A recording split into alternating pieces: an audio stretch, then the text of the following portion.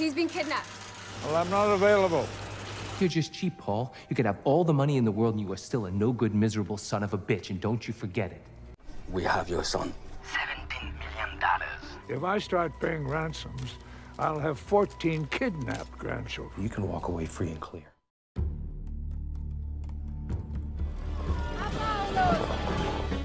Film ini diawali dengan seorang pemuda berusia 16 tahun yang bernama Paulo yang sedang asik jalan-jalan malam di kota Roma.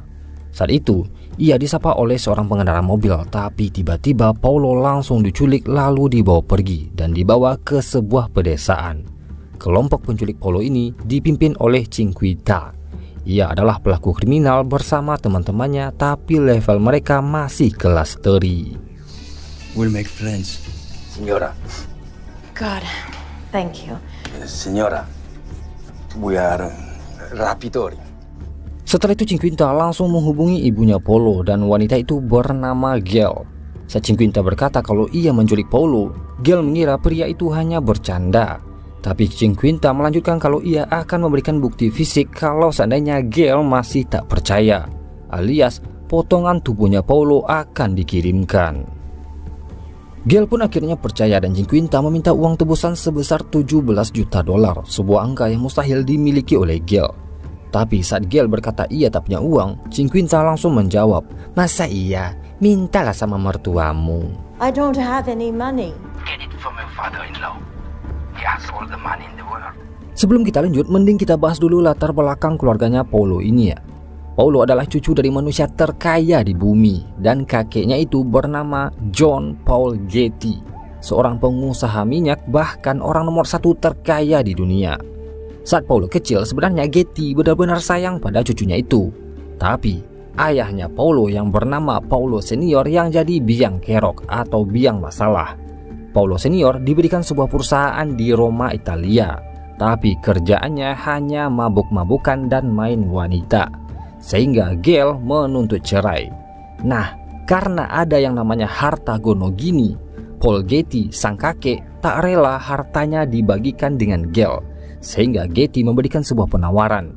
Jika seandainya Gail bersikeras ingin harta gono gini itu, ia harus melepaskan hak asuh Paulo. Tapi Gail menolak. Ia memilih hak asuh Paulo daripada harta tersebut. Itulah sebabnya Gail berkata kalau ia tak punya uang. Kembali ke cerita, Gail akhirnya mencoba menghubungi mantan mertuanya. Tapi sayang Getty tak peduli sama sekali walaupun telah diberitahu kalau cucunya diculik. Lalu, karena kasus penculikan itu cepat tersebar ke media berita, saat Getty diwawancarai mengenai kasus penculikan cucunya itu, Getty berkata kalau ia tak akan pernah menebus tebusan uang itu karena ia memiliki 14 buah cucu. Jika seandainya ia membayarkan $17 juta untuk Paulo, tak menutup kemungkinan cucu-cucunya yang lain akan jadi target incaran. Jadi pasti akan ada $17 juta tebusan yang akan datang. I have 14 grandchildren. If I start paying ransoms, I'll have 14 kidnapped grandchildren.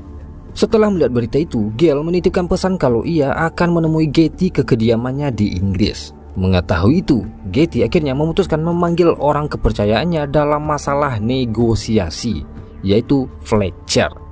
Lalu Gail akhirnya mendatangi kediamannya Getty dan bertepatan dengan Fletcher juga udah ke sana.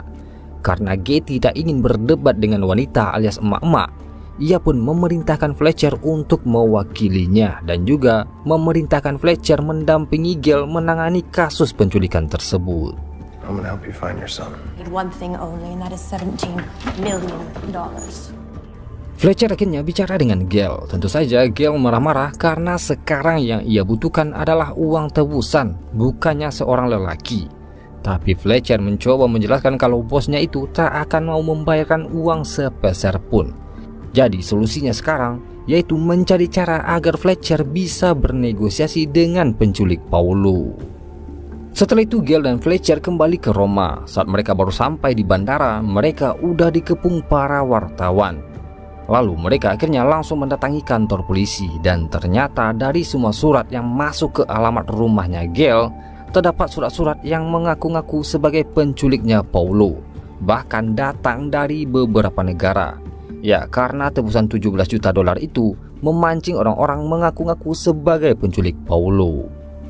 Di tempat lain, Paulo disuruh menulis surat untuk ibunya agar segera membayarkan uang tebusan. Sembari menulis, mereka pun ngobrol-ngobrol dan Paulo ditawarkan untuk merokok.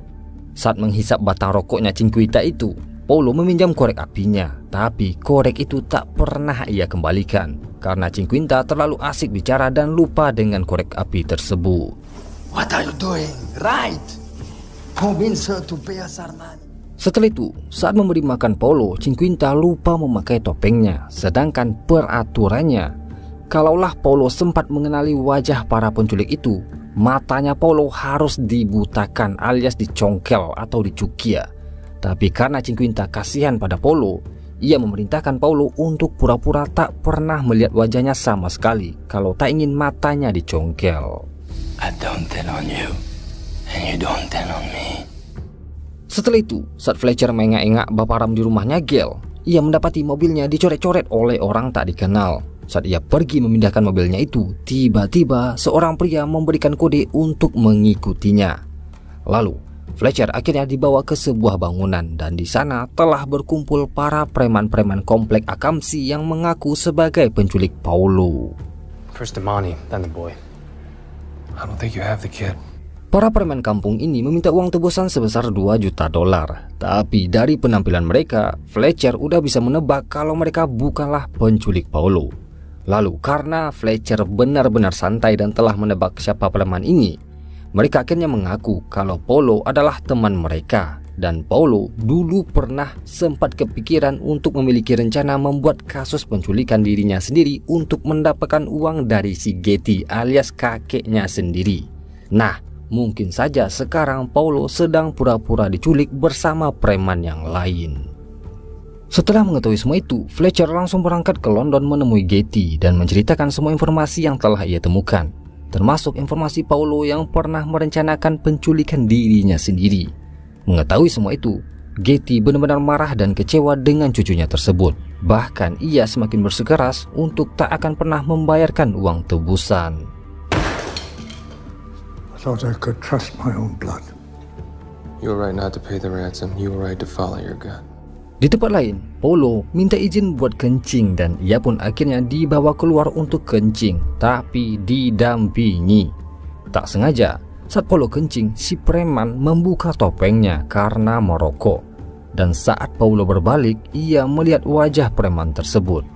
Lalu karena wajahnya udah ketahuan, si preman otomatis harus mencongkel matanya Paulo atau kalau enggak harus membunuhnya. Tapi karena tak mungkin hal tersebut ia lakukan, ia pun melapor pada seorang temannya. Tak lama setelah ia melapor, terdengarlah suara tembakan dari kejauhan. Please, please. No, I won't tell anybody. Beberapa hari setelah itu, Gail dan Fletcher diminta polisi untuk datang. Tujuannya untuk mengkonfirmasi sebuah mayat yang ditemukan di pinggir jalan dan mayat tersebut dalam kondisi hangus terbakar. Tentu saja, Gail benar-benar syok mendengar informasi tersebut.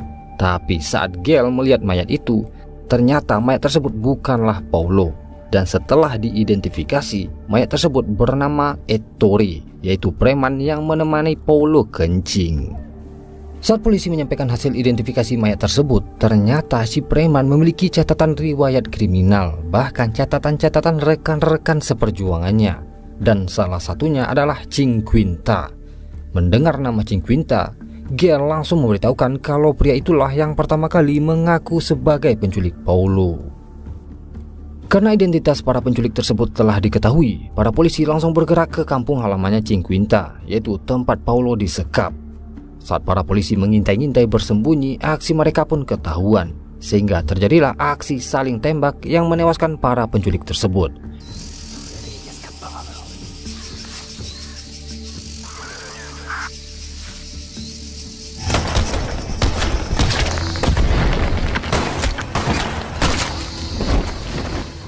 Tapi sayangnya, saat area penyekapan Paulo itu diperiksa, Paulo dan Cinquita udah nggak ada di sana. Lalu saat salah seorang penculik yang sekarat diinterogasi, penculik tersebut berkata kalau Paulo udah dijual ke penculik lain. Setelah itu, Cinquinta membawa Paolo ke seorang mafia bernama Mammoliti. Ia adalah seorang bos besar mafia yang mengendalikan seluruh bisnis gelap di Italia. Karena Paolo udah dibeli, Cinquinta pun disuruh pergi, tapi Mammoliti berubah pikiran. Ia menanyakan apakah Cinquinta bisa mengendalikan Paolo alias Paolo patuh pada Cinquinta. Karena Cinquinta berkata iya, ia pun akhirnya diajak bekerja untuk Mammoliti dan bertugas untuk mengawasi Paolo. Setelah itu, karena Fletcher udah tahu kalau Paolo dijual ke kelompok mafia, yang artinya sekarang penculikan itu bukan main-main lagi, ia pun akhirnya memutuskan menemui Getty dan menyarankan agar Getty membayar tebusan karena kalau udah berurusan dengan mafia, tak ada lagi yang namanya negosiasi. Tapi Getty masih kekeh dengan prinsipnya. Ia tak mau kalah. Bahkan Getty lebih mementingkan negosiasi harga minyak yang sedang berjalan. Ya, uang untuk beli minyak jauh lebih penting. Nobody has ever been richer than you are at this moment. I have no money to spare. Fletcher kembali ke Roma dan bertepatan dengan Cinquinta kembali menelpon Gail.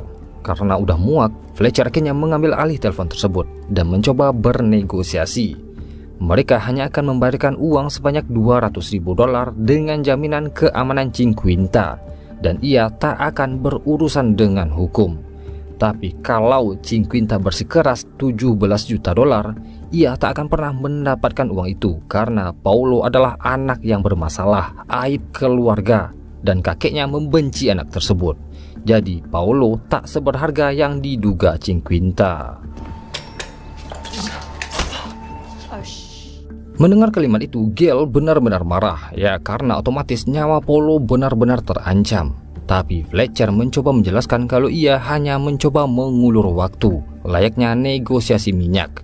Makin lama penjual akan menurunkan harga. Tapi ya, yang namanya wanita mana ngerti yang namanya bisnis dan negosiasi.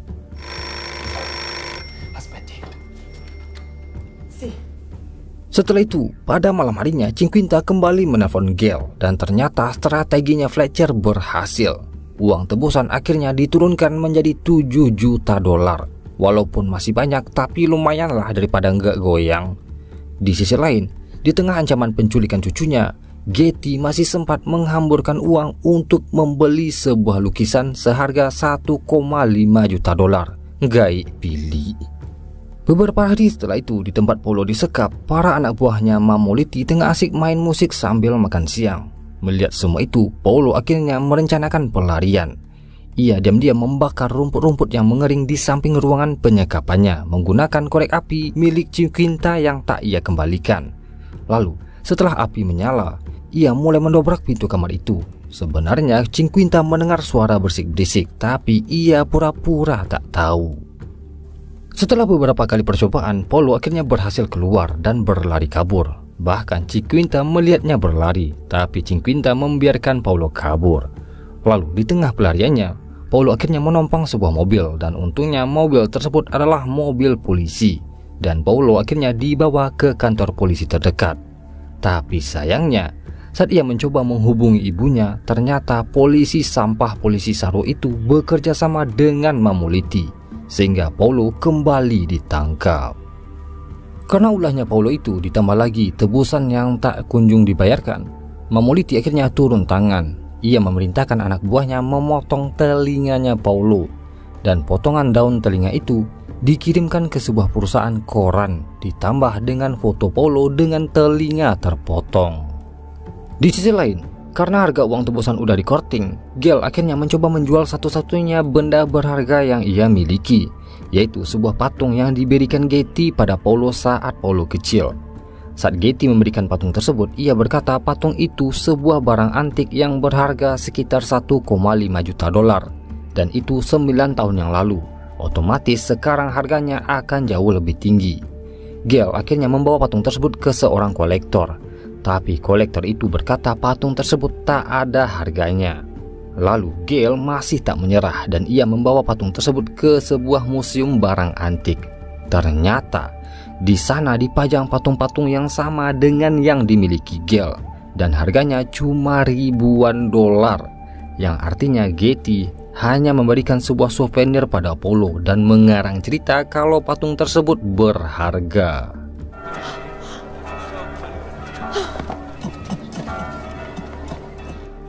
Setelah itu Gale diminta datang untuk melihat foto telinganya Paulo yang terpotong. Saat berada di sana, si perusahaan koran minta izin untuk memuat foto tersebut dengan bayaran $50.000. Tapi tentu saja Gale tak selicik itu menjadikan foto telinga anaknya sebagai lahan mendapatkan uang.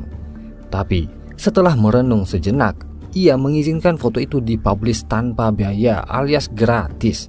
Tapi dengan syarat foto itu harus dipublish dan dimuat di 1000 lembar eksemplar koran dan kirimkan ke alamat rumahnya Getty.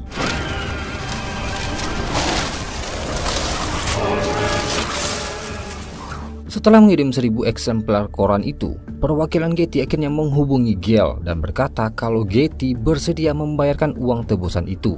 Tapi dengan syarat, Gale harus menemui Getty ke London. Lalu di pertemuan itu, mantan suaminya Gale juga datang. Tapi udah dalam kondisi teler, bodoh dan dibantu dengan kursi roda.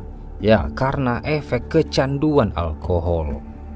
Getty akhirnya bicara. Ia menggunakan cara yang benar-benar licik dan pelit. Ia meminjamkan uangnya pada perusahaan anaknya agar terhindar dari pajak.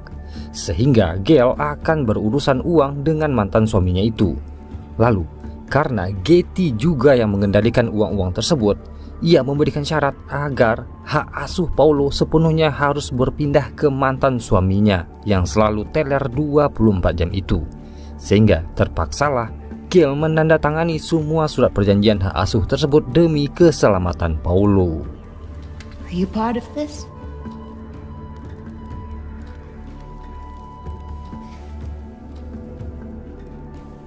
Setelah berhari-hari berlarut-larut, harga uang tebusan kembali turun menjadi $4 juta.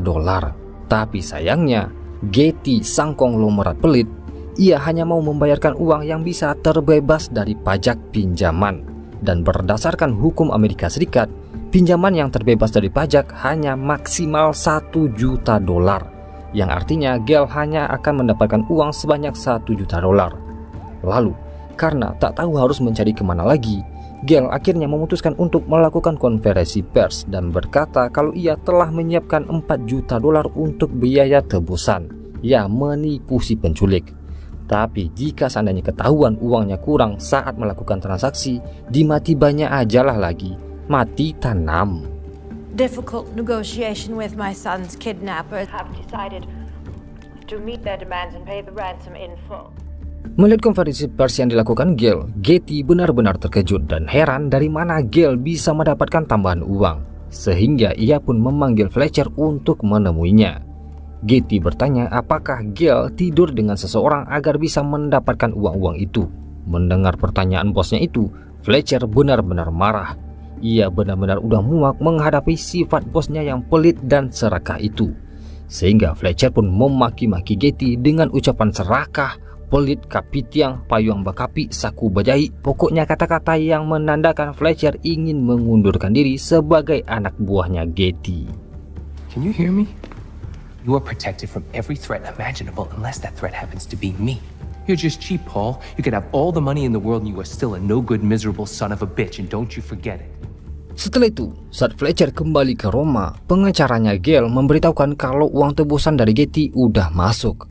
Tapi nominalnya full alias $4 juta ditambah dengan keterangan Paulo 100% miliknya Gale. Yang artinya Getty akhirnya menyerah setelah bertemu dan bicara dengan Fletcher. What did you say to him? Couldn't even tell you. Fletcher dan Gale akhirnya diinstruksikan mengantarkan uang itu tanpa diiringi polisi. Dan karena para penculik ini mafia besar, mereka telah mengatur agar jalanan kosong supaya Gale dan Fletcher mudah diawasi. Mobil mereka juga harus sesuai dengan instruksi yang disampaikan oleh Chiquinta. Dan setelah mereka sampai di tengah hutan, mereka diberi kode untuk berhenti. Dan setelah berhenti, mereka disuruh meninggalkan semua uang-uang itu, lalu lanjut jalan ke depan sampai telepon umum, menunggu konfirmasi selanjutnya setelah uang-uong tersebut dihitung.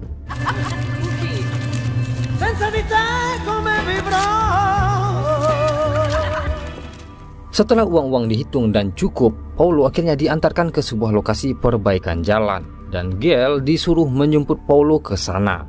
Tapi saat Cinquinta mengantarkan Paulo, ia pun menyuruh Paulo untuk segera kabur dan meninggalkan Italia. Karena Paulo ketakutan, ia pun memutuskan untuk berlari kabur, sehingga Gale tak bisa menemukannya di lokasi yang telah ditentukan. Di tempat lain, setelah Mamoliti membagikan semua uang jatah anak buahnya, tiba-tiba ia diberitahukan kalau polisi mendatangi tempat itu, sehingga Mamoliti pun menugaskan semua anak buahnya untuk kembali memburu Paulo dan membunuhnya. Setelah itu Paulo berlari kabur ke sebuah desa. Saat ia mencoba minta tolong pada warga yang ada di sana, tak ada satupun yang mau menolongnya karena warga-warga itu tak ingin dapat masalah. Lalu para anak buahnya Mamoliti juga memburu Paulo ke desa itu dan mulailah mereka main kucing-kucingan. Fletcher dan Gale juga mencari Paulo ke desa tersebut. Saat sibuk ngumpet-ngumpet dari anak buahnya Mamoliti, Fletcher akhirnya berhasil menemukan Paulo. Tapi saat ia dipanggil, Paulo langsung berlari kabur karena Paulo mengira Fletcher adalah anak buahnya Mamoliti. Lalu, nyaris saja Paulo berhasil ditangkap. Tiba-tiba Cinquinta memukul kepala anak buahnya Mamoliti dari belakang, sehingga pria itu pun akhirnya pingsan. Saat Fletcher mendatangi tempat itu, Cinquinta langsung menyuruh Fletcher membawa Paulo pergi. Get him out of Italy now! Di sisi lain, tak tahu apa yang terjadi, mungkin berasian atau mimpi buruk, Getty tiba-tiba memanggil-manggil asistennya. Tapi karena tak kunjung datang, Getty memutuskan keluar kamar dan mengambil lukisan yang baru ia beli. Sembari menatap dan memeluk lukisan itu, Getty akhirnya berpulang ke rahmatullah alias meninggal dunia malam itu juga.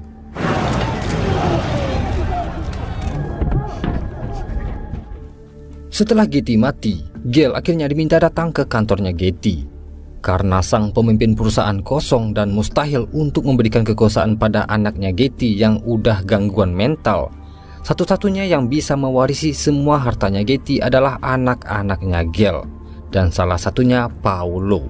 Tapi karena Paulo dan adik-adiknya masih di bawah umur, untuk sementara semua harta tersebut diberikan kuasanya pada Gale sampai anak-anaknya tumbuh dewasa. Oke geng, sekian sedikit spoiler dan alur cerita film All the Money in the World. Gimana? Keren gak filmnya? Nah, kalau kamu suka jangan lupa pencet tombol like-nya ya. Dan buat kamu yang belum subscribe channel ini, jangan lupa subscribe, biar kamu gak ketinggalan spoiler-spoiler dan alur-alur cerita film-film keren lainnya. So, thank you.